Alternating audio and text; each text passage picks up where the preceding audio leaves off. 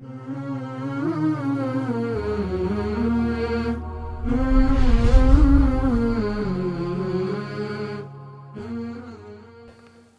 الله وبه نستعين. الحمد لله والصلاة والسلام على رسول الله وعلى آله وأصحابه أجمعين.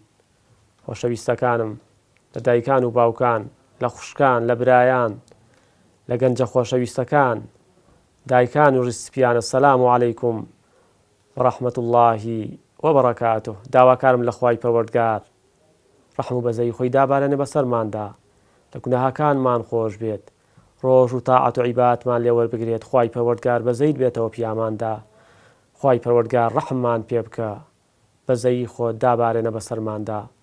ئامین بڕەحمەتیکە یا ئەرحەم الراحمین.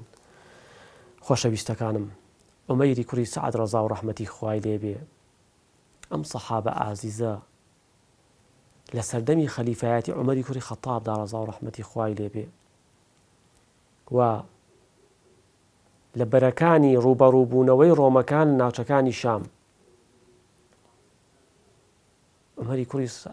عومەری کوڕی خەتاب لە سەردەمی خەلیفایەتی خۆیدا بە بەردەوامی بە شوێن ئەو کەسانەدا دەگەڕا کە زاهید بوون بەم دنیایە، سەروەت و سامانی دنیا دووچاری فیتنەی نەدەکردن. بەردەوام ئەم کەسە دەگمەنانەی هەڵدەبژارد و دەیکردن بەوالی بەسەر ناوچەکانەوە. دوای ئەوەی کە بڕیاری ئەوە دەدات کە عومەیری کوڕی سەعد بکاتە والی لە شاری حیمس، نامەیەکی بۆ دەنێرێت و دەفەرمێ بە گەیشتنی نامەکە بەرەو مەدینە بگەڕێرەوە. خۆشەویستەکانم، عومەیری کوڕی سەعد دێتەوە شاری مەدینە. عومەری کوڕی خەتاب ڕەزا و ڕەحمەتی خوای لێبێ پێشنیارەکەی پێ دەڵێت زۆر دژ دەبێت لەگەڵ ئەوەدا کە بکرێت بە والی لە شاری حیمس. عومەری کوڕی خەتاب ئەم سەحابە ئازیزە دەناسێ کە چەندە پشتی لە دنیا کردووە، چەندە ڕووی لە قیامەت کردووە، دڵنیایە کە ئەم جۆرە کەسانە دەتوانن ئازیزەکانم کۆمەڵگا بەرەو دادپەروەری، بەرەو کەناری ئارامی ببن. زۆر پێداگری دەکات، تەکلیفێکی زۆری لێ دەکات و ئەویش بە ناچاری ڕازی دەبێت.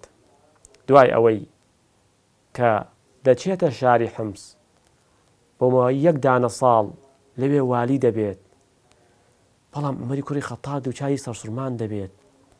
لە ماوەی ئەم ساڵەدا هیچ جۆرە هەواڵێکی عومەیری کوڕی سەعد بەرەو مەدینە نایەت، جگە لەوەش هیچ جۆرە سەروەت و سامانێکی کۆکراوە لە شاری حیمس بەرەو مەدینە نەهاتووە تا ئێستا. دووچاری گومان دەبێت، بۆیە نامەیەکی بۆ دەنێرێ، دەفەرمێ بە گەیشتنی نامەکەم بەرەو مەدینە بگەڕێرەوە. عومەیری کوڕی سەعدیش کە دەگاتەوە مەدینە، کەسێکی ماندوو، کەسێکی تەب و تۆزاوی، کەسێک بە پیادە ڕێگەیەکی دوور و درێژ و توولانی بیابانێکی کاکی بە کاکی بڕیوە. ئیمامی عومەر زۆر بەزەی پێیدا هاتەوە، فەرمووی ئەی عومەیر، ئەوە بۆچی بەو شێوازە بە پیادە هاتووی؟ ئایا گوێدرێژێکت نەبوو؟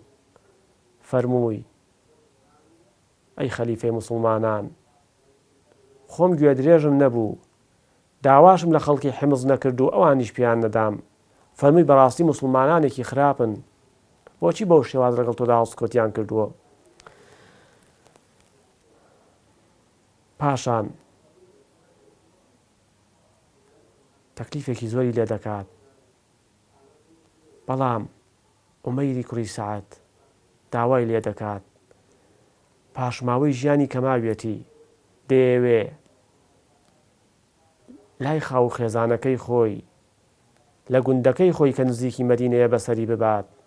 ئەوەشی گەیاندە خەلیفەی موسڵمانان، ئەی عومەری کوڕی خەتاب، لە ماوەی ساڵێکدا کە من لە شاری حیمس بووم، ئەگەر هیچ سەروەت و سامانێکم بەهاتایەتە دەست هی بەیت المال، بە دڵنیاییەوە دەمناردەوە بۆ تۆ. عومەری کوڕی خەتاب دەیەوێت زیاتر لە گوزەرانی عومەیری کوڕی سەعەد ئاگادار بێت. دوای ئەوەی کە دەچێتەوە گوندەکەی خۆی لەوێ دادەنیشێت و ڕەتی دەکاتەوە کە ببێتەوە بە والی. پاش چەند ڕۆژێک عومەری کوڕی خەتاب ڕەزا و ڕەحمەتی خوای لێبێ حارسی بە 100 دینار لیرەوە نارد بۆ لای کێ؟ بۆ لای عومەیر. فەرمووی بڕۆ چەند شوێ لە ماڵەکەیان دابنیشە، لە گوزەرانیان ورد ببەرەوە، ئەگەر گوزەرانیان باش بوو بە پارەکەەوە بگەڕێرەوە بۆ لام، ئەگەریش دۆخیان زۆر خراپ بوو پارەکەی تەسلیم بکە و بڵێ ئەمە ئەمیری موسڵمانان بۆی ناردووی.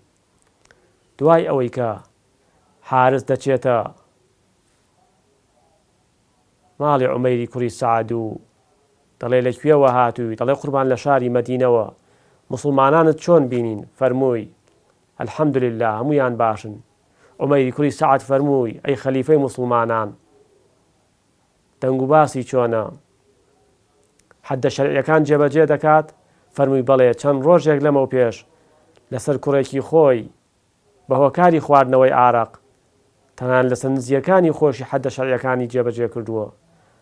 عومەیری کوڕی سەعەد فەرمووی خوای پەروەردگار پارێزەری عومەری کوڕی خەتاب بە، بەخوا من ئەزانم ئەو چەندە تۆی خۆش دەوێ. دوای کە ئەوەی کە دەچنە ماڵەوە عومەیری حارس دەفەرمێت دەبینم ژیانی عومەیری کوڕی سەعەد زۆر ناڕەحەتە. دوای مانەوەم بۆ ماوەی 3 شەو، لە 3ەم شەودا پیاوێک هات لە دراوسەکانیان وتی کابرا تۆ پیاوێکی زۆر خراپی، هەر ئەو لە تەنانەیان هەیە کە دەیدەن بە تۆ، بڕۆ بەجێیان بهێڵە. ئەفەرمێ پاشان 100 دینارەکەم بۆ دانا، وتم ئەمە عومەری کوڕی خەتاب ناردوویەتی؟ ئەڵێ بە تووڕەیەوە وتی من پارەی عومەری کوڕی خەتابم بۆ چییە؟ ژنەکەی لەو لاوتی کابرا پارەکە وەربگرە، ئەگەر خۆمان پێویستمان نەبوو سەرفی دەکەینەوە بۆ هەژاران و ئەو خەڵکە ڕەشوڕوتە و کەسوکاری سەربەرزی شەهیدانی ئیسلام. ئەفەرمێت کە خێزانەکەی وەهایوت، پارەکەی قبول کرد. ئەو شەوە نەخەوت هەتا هەموو پارەکەی بەسەر هەژاران و نەداران و شەهیدانی سەربەرزی ئەهلی ئیسلامدا دابەش کرد. ئەفەرمێ پاشان بەرەو مەدینە گەڕامەوە بۆ خزمەتی عومەری کوڕی خەتاب. ئەڵێ وتی حارس دەنگ و باسی عومەیری کوڕی سەعەد بۆم باز بکە. حارس فەرمووی حالەن شەدیدە، بەڕاستی ئەی ئەمیری موسڵمانان بارودۆخەکەیان زۆر شپرزەیە، گوزەرانیان ئێجگار خراپە. عومەر فەرمووی 100 دینارەکەت چی لێ کرد؟ فەرمی تەسلیمم کرد، بەڵام یەقینم هەیە دینارێکی بۆ خۆی دانەناوە. ئەوەندەی تر عومەری کوڕی خەتاب دەرونی هاتە کوڵ بۆ ئەم سەحابە ئازیزە، نامەیەکی بۆ نووسی، فەرمووی بەگەیشتنی نامەکە بەرەو مەدینە بگەڕێرەوە، عومەری کوڕی خەتاب کاری پێێتە. کە گەیشتە مەدینە فەرمووی ئەی عومەیر ئەو پارەیە چی لێ کرد کە بە حارسا بۆم ناردی؟ فەرمووی ئەی خەلیفەی موسڵمانان تۆ حەقت چییە؟ گرنگ ئەوەیە پارەکەت بۆ من ناردووە. فەرمووی دەبێت پێم بڵێ پارەکەت چی لێ کرد؟ فەرمووی سەرفم کردەوە بۆ ڕۆژێک کە منداڵ و خاو و خێزان و سەروەت و ماڵ هیچ سوودێکی نییە. پاشان عومەری کوڕی خەتاب ڕەزا و ڕەحمەتی خوای لێبێ فرمێسکەکانی هاتنە خوارەوە و فەرمووی ئەشهەدو ئەنەکە من الذین یؤثرون على ئەنفسهم ولو كان بهم خەصاصە. واللهی من شایەتیە دەم تۆ لەو کۆمەڵە سەحابە ئازیزانەی کە قورئان دەربارەیان هاتە خوارەوە دەفەرمێ لەبەر خاتری پێداویستی براکەی واز لە پێداویستیەکانی خۆی دێنێت. خۆشەویستەکانم سەرفم کردەوە بۆ قیامەتی خۆم، واتە سەرفم کردەوە بۆ ڕەشوڕوت و هەژارەکان، سەرفم کردەوە بۆ قیامەتی خۆم، واتە دەستم لە پێداویستیەکانی خۆم و ماڵ و منداڵم هەڵگرت و کردمەوە زەخیرە بۆ قیامەتی خۆم. سەرفم کردەوە بۆ قیامەتی خۆم بە واتای ئەوە دێت کە دەیدەمەوە بە خەڵکێک کە هەژارن کە محتاجن نەک ئەوەی بە پارەی میلەت باڵەخانە و کۆمپانیا و ئەوەی کە سەروەت و سامانە لە دنیادا ئەوەی کە حەز و ئارەزووە بە پارەی میلەت بە حسابی خۆیان بەرەو کەناری ئارامیان دەبات کە بەڕاستی ئەمە زوڵمستەمێکە کە لە ڕەعیەت و لە میلەت دەکرێت کە خۆشەویستەکانم هەموو جارێک دەڵێین ئەو هەموو ڕەشوڕوتیە ئەو قات و قوڕیە ئەو فرمێسکە ئەو خەمە ئەو قوڕ و چڵپاوە کە مرۆڤایەتی تێدایە ئێستا بەدەستیەوە دەناڵێنێ ئەهلی ئیسلام موسڵمانان ئومەتەکەی پێغەمبەری خوا صلی الله عليه وسلم لێی بەرپرسنین. خوای پەروەردگار لە گوناهی من و ئێوەش خۆش ببێت. تاکو دیدار أقول قولي هذا وأستغفر الله لي ولكم والسلام عليكم ورحمة الله وبركاته.